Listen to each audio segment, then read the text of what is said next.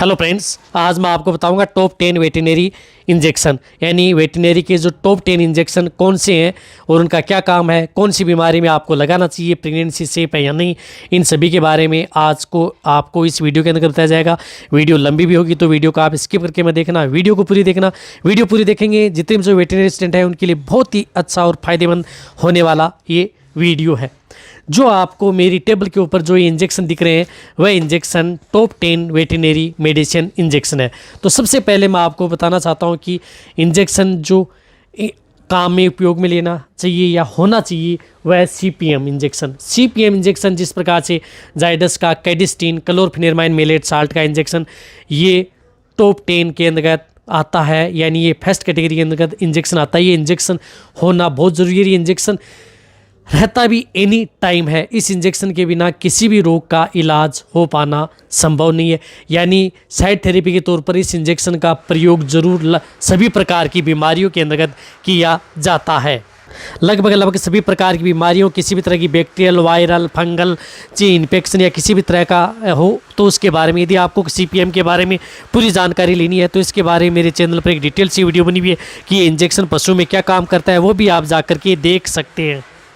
इसी तरह से सेकंड तौर पर इंजेक्शन है जिस प्रकार से बेलामाइल इंजेक्शन, जिसके अंदर Salto B complex and liver extract injection, यानी ये इंजेक्शन विटामिन इंजेक्शन है। ये इंजेक्शन भी बहुत ही ज़रूरी है और ये सभी के पास होता है। ये टॉप 10 की लिस्ट के अंतर्गत ये इंजेक्शन आता है। इस इंजेक्शन का प्रयोग आपके पशु में किसी भी प्रकार के सिंपल इंडाइजेशन, एनोरेक्सिया, भूख नहीं लग रही है, आपके पशु की लीवर कमज़ोर है, खाना पीना कम कर दिया है, जुगाली नहीं कर रहा है, तो उसके तौर पर ये इंजेक्शन प्रयोग किया जाता है। और इस इंजेक्शन की डोज बड़े पशुओं के अंतर्गत 10 ml इंट्रा मस्कुलर लगाया जाता है। भेड़ बकरियों के अंतर्गत 2 से 3 ml और मीडियम साइज़ के पशु हैं उसके अंतर्गत ये 5 ml only on intra muscular ये इंजेक्शन लगाया जाता है। और ये इंजेक्शन पशुओं के लिए बहुत ही ज़्यादा फायदेमंद होने वाला है। किसी भी तरह की यदि आपके पशु में सिंपल या मेटाबॉलिज्म से संबंधित या खाने पीने से संबंधित यदि आपका पशु नहीं खा रहा है तो उसके अंतर्गत ये इंजेक्शन लगाया जाता है। इसी तरह इंजेक्शन मिलोक्सिकेम, जिसके अंतर्गत साल्टो मिलोक्सिकेम, जिस प्रकार से मिलोनेक्स है, ये इंजेक्शन भी दर्द सूजन बुखार का इंजेक्शन है, दर्द सूजन है यदि आपके पशु में तो ये इंजेक्शन प्रयोग किया जाता है। बहुत ही अच्छा इंजेक्शन है। ये इंजेक्शन भी एनी टाइम रहता है और ये इंजेक्शन आपके पशु में यदि आपके कहीं पर लग गई है, सूजन आ गई है पशु में तो इंजेक्शन प्रयोग किया जाता है। बड़े पशुओं के अंतर्गत 15 से 20 ml इंट्रामस्कुलर इंट्राविनस व सबकट रूट पर लगाया जाता है। छोटे पशु में ये 3 से 5 ml। डिटेल से जानना है तो आप मेरे चैनल पर इनके बारे में डिटेल सी वीडियो बनी हुई वो भी आप जाकर के देख सकते हैं। लेकिन ये इंजेक्शन भी टॉप 10 वेटरनरी इंजेक्शन के अंतर्गत आता है किसी भी कंपनी का, लेकिन ये साल्ट का ये इंजेक्शन होना चाहिए। इसी तरह से एंटीबायोटिक में स्ट्रेप्टोपेनिसिलिन DCR, जिसके अंदर स्ट्रेप्टोपेनिसिलिन एंटीबायोटिक को ये इंजेक्शन भी प्रयोग किया जाता है। ये इंजेक्शन बहुत से किसी भी तरह की यदि आपके पशु में वायरल डिजीज़ हो गई है, बैक्टीरियल डिजीज़ हो गई है, उसके अंदर जैसे खांसी, जुकाम, बुखार, यदि आपके पशु में थनैला रोग से संबंधित या किसी घाव फोड़े के अंतर्गत ये इंजेक्शन लगाया जाता है। छोटे के अंतर्गत 2.5 ग्राम, बड़े के अंतर्गत 5 ग्राम, जिनका बॉडी वेट 500 kg से ज़्यादा है तो इंट्रामस्कुलर ओनली ऑन ये इंजेक्शन लगाया जाता है। और ये इंजेक्शन भी टॉप 10 वेटरनरी की लिस्ट के अंतर्गत आता है। एंटीबायोटिक के अंतर्गत में ये इंजेक्शन सबसे ज़्यादा प्रयोग करते हैं और लगभग वेटरनरियन इसका प्रयोग करते हैं, तो ये इंजेक्शन होना बहुत ज़रूरी है। इसी तरह इंजेक्शन टोनोफॉस, जिसके अंतर्गत फास्फोरस डिफिशिएंसी के लिए इंजेक्शन लगाया जाता है। यदि आपके पशु में किसी भी तरह की फास्फोरस डिफिशिएंसी हो, डिटेल से जानना है वीडियो जाकर के देख लें। लार्ज एनिमल्स के अंदर 15 से 20 ml इंट्रामस्कुलर इंट्राविनस, छोटों में 1 से 5 ml ये इंजेक्शन लगाया जाता है जिसके अंतर्गत साल्ट ये हो। और ये पशुओं के अंतर्गत किसी भी तरह की यदि आपका पशु खाना पीना, जुगाली या रिपीट ब्रीडिंग, इनफर्टिलिटी इसकी शिकायत है तो डिटेल से जानना है जाकर के देख सकते हैं। लेकिन ये टॉप 10 की वेटरनरी के अंतर्गत है। ये इंजेक्शन बहुत ही ज़्यादा प्रयोग किया जाने वाला इंजेक्शन है। इसी तरह से जो एंटीबायोटिक के तौर पर सेफ्ट्रीजोन एंटीबायोटिक इंजेक्शन है, ये इंजेक्शन भी यदि आपके पशु में श्वसन से तंत्र से संबंधित किसी भी प्रकार के किसी भी तरह की सेफ्ट्रीजोन हो, साल्ट हो, जो सेफ्ट्रीजोन साल्ट का और इंजेक्शन कोई सी भी हो, किसी भी कंपनी को, जिस प्रकार से ये इंटासेफ है, इंटास का जो थनैला रोग के अंतर्गत, मूत्र नलिका से संबंधित रोग, श्वास से संबंधित रोग के अंतर्गत ये इंजेक्शन बड़े पशुओं के अंतर्गत 3 से 4 ग्राम इंट्रामस्कुलर व इंट्राविनस ये इंजेक्शन लगाया जाता है। ये टॉप 10 की लिस्ट के अंतर्गत ये इंजेक्शन सेफ्ट्रीजोन होता ही होता है। तो इस इंजेक्शन का एंटीबायोटिक के तौर पर मैंने 2 इंजेक्शन रखे हैं, एक स्ट्रेप्टोपेनिसिलिन, एक सेफ्ट्रीजोन। आप कहेंगे कि ऑक्सीटेट्रासाइक्लिन क्यों नहीं रखी?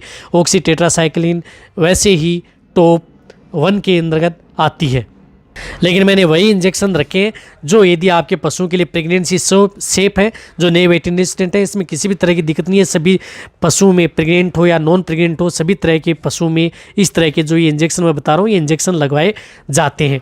और इसी तरह से कॉर्टिकोस्टेरॉइड के अंदर रखा है आइसोफ्लूपेरिडोन इंजेक्शन। ये इंजेक्शन भी बहुत है बढ़िया इंजेक्शन है। यदि आपके पशु में जोड़ों में दर्द, सूजन, इन्फेक्शन या आपको डिटेल से जानना है जाकर के दे सकते हैं। बड़े पशुओं के अंतर्गत इसको 5 से 10 ml ओनली ऑन इंट्रामस्कुलर लगाया जाता है। यदि आपके पशु में किसी भी तरह की यदि कोई दिक्कत यदि हो गई है, आपके पशुओं को यदि रिजल्ट नहीं मिल रहा है कि तो ये इंजेक्शन आइसोफ्लूड ज़रूर कॉर्टिकोस्टेरॉइड के तौर पर ये इंजेक्शन प्रयोग किया जाता है। आप कह सकते हैं कि आप डेक्सामेथासोन, बीटामेथासोन क्यों नहीं रखा? क्योंकि वह इंजेक्शन प्रेगनेंसी सेफ नहीं है। तो ये इंजेक्शन आप उन इंजेक्शन के तौर पर प्रयोग कर सकते हैं। तो ये टॉप 10 की लिस्ट के अंतर्गत आता है। रियल में इंजेक्शन आइसोफ्लूड का प्रयोग किया ही जाता है। इसी तरह से ट्राइबीवेट इंजेक्शन का भी मल्टीविटामिन के तौर पर vitamin B1, B6 and B12 में जो आता है, ये इंजेक्शन भी नर्वस से संबंधित किसी भी तरह की बीमारी, नर्वाइकल डिजीज़ में ये इंजेक्शन प्रयोग किया जाता है। बड़े पशुओं के अंदर 15 से 20 ml इंट्रामस्कुलर व इंट्राविनस रूट से, और छोटों में 1 से 5 ml इंट्रामस्कुलर व इंट्राविनस प्रयोग किया जाता है। यदि आपके पशु बैठ के खड़े नहीं हो पा रहे, चलने में दिक्कत, कमजोरी इसकी वजह से, तो ये इंजेक्शन प्रयोग किया जाता है। और ये इंजेक्शन भी, और ये इंजेक्शन जो मैंने बताया, इन इंजेक्शन के बारे में यदि पूरी जानकारी आपको हर इंजेक्शन के बारे में लेना है तो आप मेरे चैनल पर हर इंजेक्शन के बारे में, एक इंजेक्शन के बारे में डिटेल से वीडियो बनी हुई है, वो भी आप जाकर के देख सकते हैं। इसी प्रकार फ्लूनिक्सिन मेग्लोमाइन साल्ट के अंतर्गत जो मेग्लोडाइन इंजेक्शन है, ये इंजेक्शन किसी भी तरह की दर्द, सूजन, चलने फिरने में दिक्कत, पशु में लंगड़ा करके चलता है, उड़ने बैठने में दिक्कत है, किसी भी तरह की सूजन हो, तो ये इंजेक्शन प्रयोग किया जाता है। तो ये इंजेक्शन बड़े पशु के अंतर्गत 15 ml से लेकर के 20 ml इंट्रामस्कुलर व इंट्राविनस दिया जाता है। छोटों के अंतर्गत सभी तरह के पशु हैं उसके अंतर्गत ये दिया जाता है।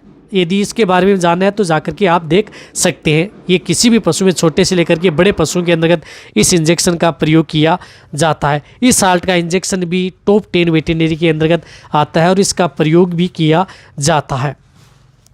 इसी तरह से इंजेक्शन आता है आयुर्मेक्टिन साल्ट।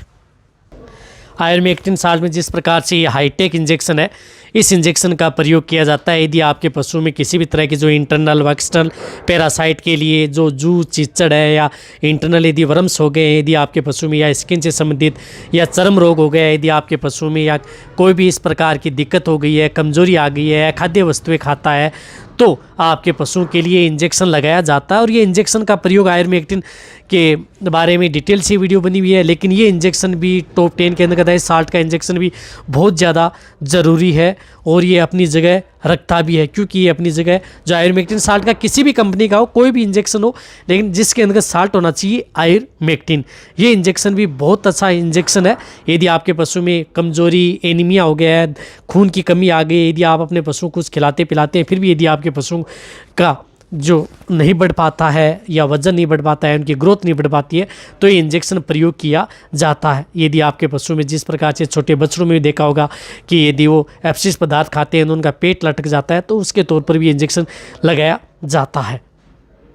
अब देखो, जो मैंने ये इंजेक्शन बताए, इसी तरह से मैं आपके लिए टॉप 15 और टॉप 20 इंजेक्शन भी लेकर के आऊँगा। उसके अंतर्गत कौन से ऐसे इंजेक्शन हैं जो भी प्रयोग किए जाते हैं। अब टॉप 10 के अंतर्गत मैंने जो इंजेक्शन रखे हैं, वो इंजेक्शन रखा है CPM, क्लोरफेनेरमाइन मेलेट, बेलामाइल रखा है, मल्टीविटामिन में ट्राइबीवेट रखा है, और सेफ्ट्रीजोन रखा है, आयुर्मेक्टिन में हाईटेक रखा है, मिलोनेक्स, मिलोक्सिकेम साल्ट में मिलोनेक्स, ये भी बहुत ज़रूरी है, टोनोफॉस जो इंजेक्शन है वो, और एंटीबायोटिक में एक DCR स्ट्रेप्टोपेनिसिलिन भी, और कॉर्टिकोस्टेरॉइड के अंतर्गत आइसोफ्लूड, और फ्लूनिक्सिन मेग्लोगाइन में मेग्लूडाइन, ये इंजेक्शन होते हैं। ये रियल में टॉप 10 वेटरनरी इंजेक्शन है। सबसे ज़्यादा इस साल्ट के इंजेक्शन प्रयोग किए जाते हैं।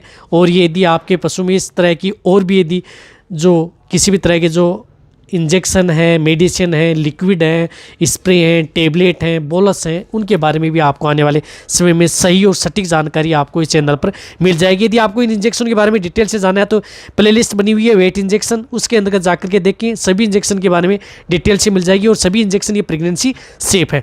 यदि आपको मेरी वीडियो अच्छी लगी तो नीचे जाकर कमेंट में लिखिए, मेरी वीडियो को अपने दोस्तों के साथ, जितने वेटरनरी स्टूडेंट है उनके साथ आप इस वीडियो को जितना हो सकता है शेयर करें। मेरी वीडियो को आप लाइक करें, आपके लाइक से मेरे को मोटिवेशन मिलता है। यदि आपने अभी भी चैनल को सब्सक्राइब नहीं किया तो सब्सक्राइब कर लें, क्योंकि इस चैनल पर बहुत ही अच्छी और सही और सटीक जानकारी आपको समय समय पर ऐसे मिलती रहेंगी। इसी तरह से वीडियो देखते रहें, इसी तरह से आप मेरे को प्यार देते रहें। थैंक्स, धन्यवाद।